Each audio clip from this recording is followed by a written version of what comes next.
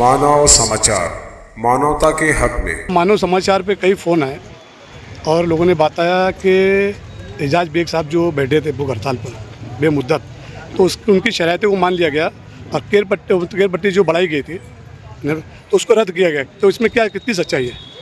Care पट्टी जो बढ़ाई गई थी वो रद्द नहीं की। उन्होंने ये कहा कि भाई जो 5 साल का 6 साल का जिनको बिल दिया गया, हमारे मुतालबात में सबसे पहले एक नंबर के ऊपर यही था कि 5 साल 6 साल का जिसको घर तुम लोगों ने जो घर पट्टी बढ़ा के दी है, मैंने उनसे कानून के दायरे में रह के बात किया। आयुक्त साहब, आपने किस जाविये से घर पट्टी 5 साल की 6 साल की 4 साल की लोगों को दिया? कानून ऐसा है कि जिसका असेसमेंट उतारा है 1 साल का 2 साल का 3 साल का, उस उतारे के हिसाब से तुम घर पट्टी दे सकते। तुम्हारे को कोई कानून नहीं है 4 और 5 साल की घर पट्टी बढ़ाने का। उन्होंने ये बात सुनते ही साथ और अपने आप को रोक लिया और उन्होंने घर पट्टी अधीक्षक शाम बोरकुल से पूछा तो शाम बोरकुल ने कहा कि नहीं साहब, अपने पास असेसमेंट उतारा नहीं है।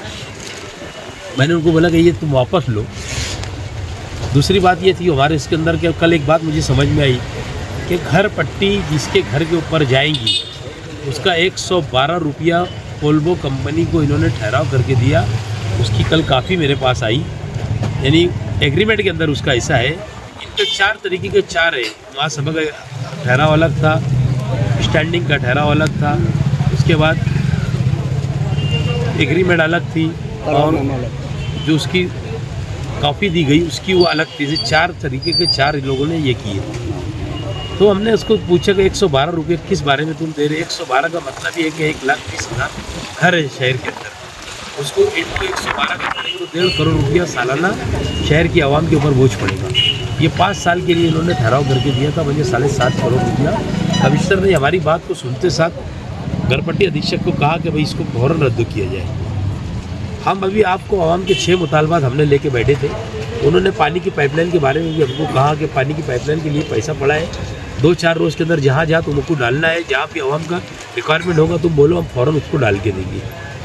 उसके बाद महिला के लिए, माँ बहनों के लिए संडास का जो मुतालबा है, जो संडास बहुत ख़राब हो चुकी है, हमने कहा कि ये सब संडास की रिपेयरिंग करके दो। उन्होंने 1.5 करोड़ रुपया संडास के अंदर टेंडर निकालने का कहा कि 1.5 करोड़ रुपया मैं संडास को बजट देता हूँ और पूरी संडास का ये करने का। हमारे मुतालबे के अंदर वो भी था कि जो पेंशनर लोग को पेंशन देते उसको बार बार ये दिया। तो उन्होंने ये कहा कि भाई पेंशन लोगों का मामला ये है कि आने वाला जो पैसा रहता है गवर्नमेंट डेढ़ सवेर करती। तो मैंने उस दिन कहा था, उन्होंने इसके मुतालबात के ऊपर उनको एक पेंशन कल दे दिया। हमारे ऐसे 4-5 मुतालबात को लेकर हमारी बात हुई। फिर भी मैं आपको बोलना चाहता हूँ इस शहर के आवाम को, जब तक कि हमारा फैसला नहीं आ जाता हमको घर पट्टी नहीं बड़ी हुई घर पट्टी भरना नहीं। इसके लिए मुझे अगर कोर्टों भी जाना पड़े तो मैं कोर्टों की भी तैयारी करने वाला हूँ पूरी ताकत से, और कोर्ट के अंदर इसके ऊपर स्टे मिलेगा। मुझे मालूम है कि कानून ये कहता है कि हर साल की घर पट्टी हर साल बंटना चाहिए।